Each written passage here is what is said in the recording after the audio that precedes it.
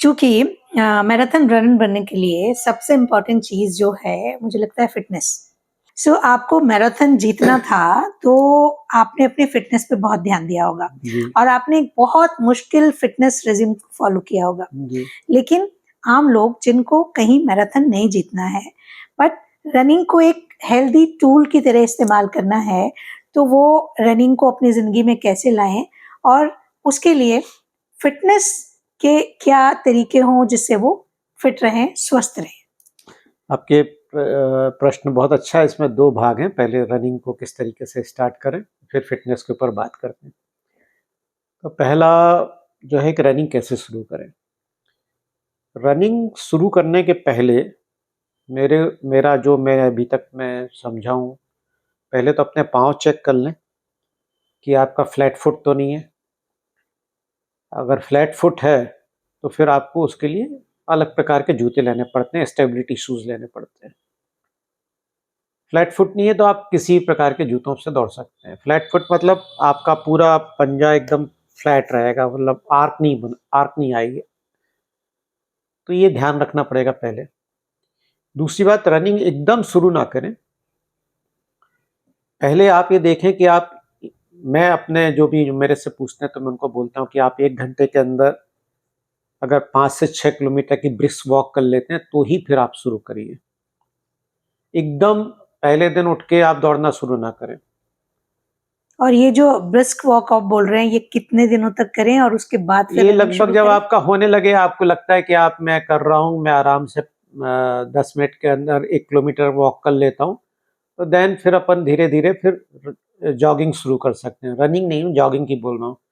थोड़ा जॉगिंग शुरू करें। जॉगिंग शुरू करें, फिर जॉगिंग के बाद में आपको डेली जॉगिंग ना करें। क्योंकि क्या होगा कि आपकी मसल्स ज़्यादा डैमेज होंगी। ब्रिस्क वॉक में उतनी नहीं होती हैं, जितनी रनिंग में होंगी। आपके टेंडन्स पे, आपके लिगामेंट्स पे भी ज़ोर आएगा। तो आपको डेली नहीं करना है, मतलब फिर आपको आज करा, कल नहीं करना है। कल आप वॉक कर लीजिए।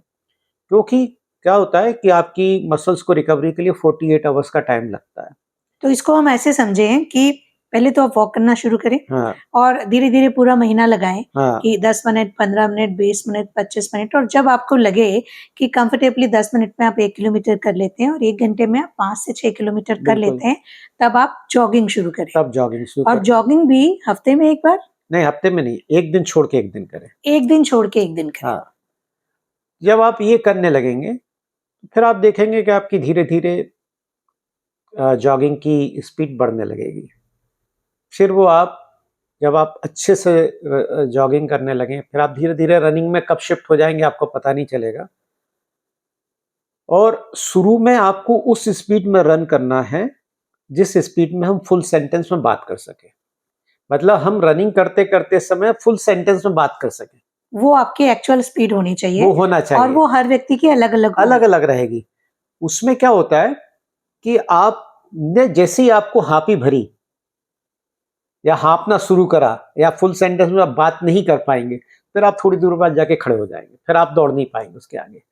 तो हमेशा स्लो स्पीड में आप धीरे-धीरे, धीरे-धीरे करें। क्या होता है कि हमारा जो मस्कुलर सिस्टम है और जो हमारा कार्डियो सिस्टम है या कह सकते हैं हमारा रेस्पिरेटरी सिस्टम है, इन दोनों का पूरा कोऑर्डिनेशन अच्छे से होना चाहिए। तो आप जब धीरे-धीरे आप अपने मस्कुलर सिस्टम को भी अच्छा डेवलप कर रहे हैं, आपके रेस्पिरेटरी सिस्टम को और आपके कार्डियो सिस्टम को भी अच्छे से डेवलप कर रहे हैं, फिर धीरे-धीरे आपको 2 से 3 महीने, 4 महीने के अंदर आप अच्छे से रनिंग करने लगेंगे। तो जब आप रनिंग अच्छे से करने लगेंगे, तो अगर आपको मैराथन रनिंग करना है, तो मैं हमेशा बोलता हूँ, अभी मैं किताब भी लिख रहा हूँ मैराथन के ऊपर, तो उसके अंदर मेरा पहला पॉइंट यही लिखा है कि marathon is a art and science. तो आप आर्ट एंड साइंस तभी समझ सकते हो, जब आपके पास कोई एक अच्छा टीचर हो। तो मैराथन की ट्रेनिंग भी आप अपने मन से नहीं शुरू कर सकते हो। जैसे मैंने तो किताब पढ़ के करी थी और भी एक बहुत अच्छा कोच था जो कि 100 मैराथन दौड़ चुका था। तो उसने अपने हर पॉइंट्स को, बाद में मेरे को भी प्रोफेशनल कोच को हायर करना पड़ा, क्योंकि वो सही ट्रेनिंग तभी मिल सकती है।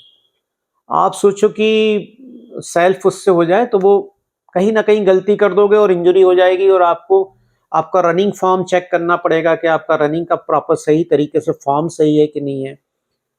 और आप ये तो उनको करना है जिनको प्रोफेशनली मैराथन दौड़ना है, लेकिन फिटनेस के जिनको लिए अपनी आप, हाँ, फिटनेस के लिए रनिंग बस तो करनी है, केवल आप उनकी फिटनेस वो कैसे फिटनेस के लिए मेंटेन बस करें? आप थोड़ा जॉगिंग करें, और आपको लगता है थक गए तो एक बिजली के खंभे से दूसरे के बिजली के खंभे तक वॉक कर लें, फिर थोड़ी जॉग कर लें, फिर वॉक कर लें, फिर जॉग कर लें, फिर आप देखेंगे धीरे धीरे आप कई बिजली के खंभे तक आप रन करने लगेंगे। है ना, धीरे धीरे ग्रेजुअली बढ़ाएं, एकदम ना बढ़ाएं, नहीं तो आपको इंजरी हो जाएगी। और इसके साथ-साथ अपने बाकी फिटनेस का ध्यान कैसे हाँ, रखें?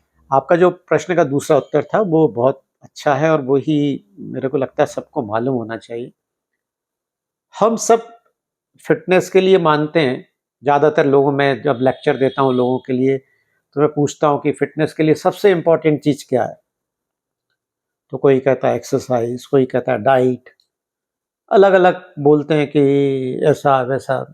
जबकि फिटनेस के लिए जो मैंने पढ़ा है, जो मैंने समझा है, और मैं आज से लगभग 7-8 साल पहले जो बोल रहा था, वो चीज़ आजकल अब पेपरों में आने लगी है और लोग बाग ध्यान से उसके ऊपर काम करने लगे हैं, वो है हमारी नींद। हमने फिटनेस के लिए सबसे ज़्यादा महत्वपूर्ण चीज़ है हमारी नींद, जिसको हम इग्नोर करते हैं। मेरा जो मकसद रहता है वो पिरामिड है, ये जैसा पिरामिड है, इसमें जो नीचे सबसे बड़ा बेस है, that is our sleep. Base of the fitness is sleep. Sleep, अब वो मैं बतलाता हूँ क्यों। Second is diet, third is exercise. हमने उल्टा कर दिया, आजकल के युवा ने बिल्कुल उल्टा कर दिया। एक्सरसाइज खूब करते हैं, जिम में जाके खूब पसीना बहाएंगे, खूब दौड़ेंगे, सब साइकिल चलाएंगे, सब करेंगे, खाएंगे कुछ भी उल्टा सीधा बाजार का, पिज्जा बर्गर, है ना, और सोएंगे कब। तो ये तो बहुत गलत है, इसको सुधारना चाहिए। आप अच्छा सोइए, अच्छी नींद लीजिए, अच्छा खाइए, बाहर का बिल्कुल जितना हो सके अवॉइड करिए। मैं आपको बतला रहा हूँ, मैंने 18 साल हो गए शादी में खाना नहीं खाया। घर से खाना खा के जाता हूँ, लिफाफा देने जाता हूँ, परंतु खाना वाना नहीं खाता हूँ बाहर का। मजबूरी में कहीं खाना पड़े तब वो बात अलग है, होटल में टूर वगैरह पे। और थर्ड इज एक्सरसाइज। तो अब आप नींद के ऊपर हम बात करते हैं। हमारे लिए, सबके लिए, यूथ के लिए जैसे बात करते हैं, हमारे यूथ के लिए, हमारी जो एक कैमरामैन हैं, इनके टीनेजर्स हैं लोग, इनके लिए कम से कम चाहिए 10 घंटे की नींद। 10 9 घंटे से की 10 नींद। घंटे की, 9 से 10 घंटे की नींद। अब ये लेते हैं कि नहीं लेते हैं? अब इसमें 2 सवाल हैं। जैसे आपने कहा कि पहला पिलर स्लीप है, तो हम हाँ, स्लीप की बात करते हैं। हाँ। तो 10 घंटे तो इन बच्चों को, जो आज का यूथ है, उनको मिलना बड़ा मुश्किल है। हुँ। तो ये क्या ऐसा कर सकते हैं कि एक 7 आवर्स की कंटिन्यूअस स्लीप हो जाए रात भर की, और फिर कुछ छोटे-छोटे स्लीप पैकेट्स दिन भर में वो वो मैनेज कर वो लें? कर सकते हैं। कर सकते हैं। हाँ, परंतु जो बेनिफिट है, वो एक स्ट्रेट नींद का मिलता है। तो 8 घंटे तो कम से कम होना चाहिए। कम 8 घंटे, 7 से 8 घंटे हम लोगों के लिए, 7 से 7 टू 8 आवर्स हमारे लिए। और इसका जो मुझे स्कूल एक गोइंग बच्चे, 1 मिनट, जो स्कूल गोइंग बच्चे हैं, उनके लिए 11 घंटे चाहिए। वो बच्चे, स्कूल के बच्चे, जो स्कूल गोइंग बच्चे हैं, वो हमको जितनी नींद चाहिए 7 से 8 घंटे, उतनी भी नहीं ले रहे हैं। दुर्भाग्य ये है। अब आप कभी, अब एक मैं आपके प्रश्न को और थोड़ा, मतलब आप जो पूछने वाली उसको मैं थोड़ा और मैं समझ रहा हूँ, उसको मैं एक्सप्लेन करता हूँ। आप कभी अपने नानी से, दादा दादी से, इन लोग से पूछिए जो मेरी एज के हैं, या जो मेरी एज के हैं, मतलब या मेरे से बड़े या मेरी एज के जो है, कि जब तक टीवी नहीं आया था तब तक हम लोग कितने घंटे सोते थे। मतलब हमारे घर में 9 बजे लाइट बंद हो जाती थी, रात को 9 बजे, वो सवेरे 5-6 बजे कोई उठते थे, है ना। और स्कूल गोइंग बच्चे तो 8:30-9 बजे लुढ़क जाते, 8:30 बजे लुढ़क जाते थे, वो सवेरे 7 बजे उठते थे। अभी मैं, मेरे घर के पास एक स्कूल है, वहां सवेरे में मॉर्निंग वॉक करने में इंटेंशनली रुका मैं। 7 बजे का समय था, सवेरे 7, 7:30 का था। मैंने कहा इनके बच्चों की स्थिति देखते हैं, फिजिकल स्थिति। वो ऑटो से उतर के प्री नर्सरी का और नर्सरी का बच्चा, KG1 KG2 का बच्चा, ऐसी नींद करते करते ऑटो से उतर रहा था। अब वो क्या पढ़ेगा बच्चा? और उसके लिए जिम्मेदार पेरेंट्स हैं, क्योंकि वो रात को टीवी देखते रहते हैं। अब वो उसके ऊपर भी मैं बतलाऊंगा कि टीवी का और मोबाइल का क्या नेगेटिव असर हो और रहा है। टीवी नहीं देखते हैं तो कहीं फंक्शन में होते हैं, पार्टी फंक्शन में कर रहे होते होते हैं, हैं। तो वो बच्चों को सोने नहीं देते हैं। तो इसका सबसे ज्यादा नेगेटिव असर हमारी हेल्थ के ऊपर पड़ रहा है। अब नींद का बेनिफिट क्यों है, मैं क्यों बोल रहा हूं कि नींद बहुत जरूरी है।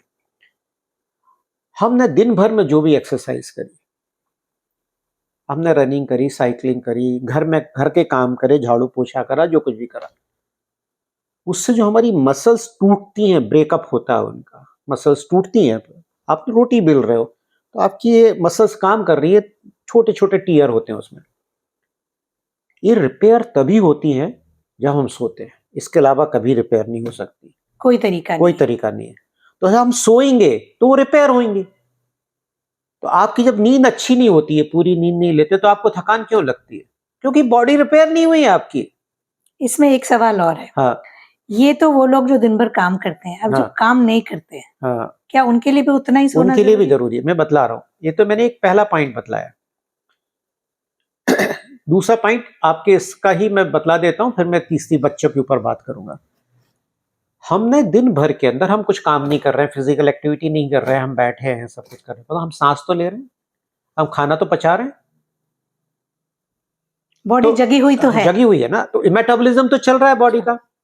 तो उससे केमिकल वेस्ट निकलता है। मैं ज्यादा साइंस में नहीं समझाऊंगा, बस केवल एक लेमैन की भाषा में समझा रहा हूं, जो हर हमारा व्यूअर समझ सके। तो वो जो केमिकल वेस्ट निकलता है वो हमारे ब्रेन में जमा होता है। वो धीरे धीरे दिन भर में जाके वो केमिकल वेस्ट ब्रेन में जमा होता रहता है। और जब हम रात को सोते हैं तो ब्रेन में से वो वेस्ट को बाहर कर दिया जाता है।